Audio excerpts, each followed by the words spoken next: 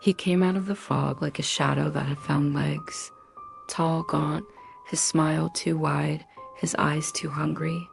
The villagers watched him from behind shutters and half-open doors, but no one spoke.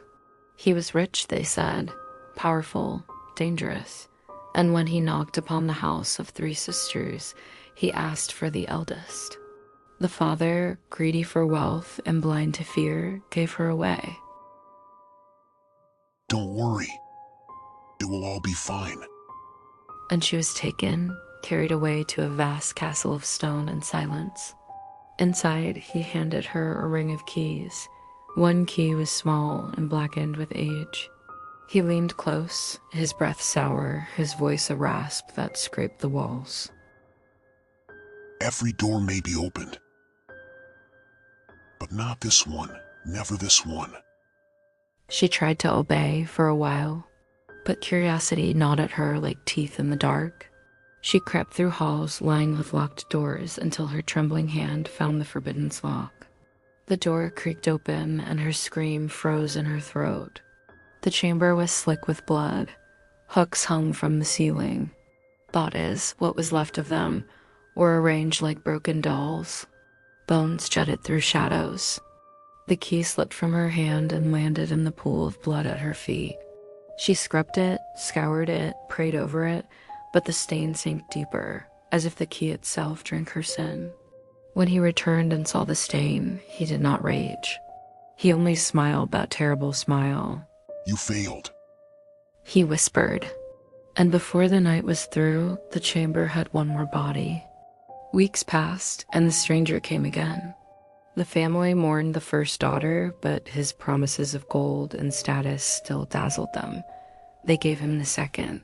She was quieter, more careful, but the castle whispered to her too. The same key, the same door, the same terrible room of meat and shadows. She too bled in silence, another corpse for the hooks. And when he came for the youngest, she did not weep. She did not protest. She went with him willingly, but inside her silence burned a different fire. When he handed her the keys, she bowed her head, lips tight, pretending obedience. But her eyes lingered on him, dark and watchful. When he left her alone, she approached the door. Her hand trembled, but not from fear. She unlocked it. She saw the horror, and she did not scream. She only stared, and in the pit of bones and blood, she recognized the shapes of her sisters. She wept as she gathered their remains, as she sewed the pieces together, whispering prayers through gritted teeth. And slowly, impossibly, their pale bodies stirred. Breath returned, and their eyes opened. "We are whole again, we are whole again," they whispered, voices thin as smoke.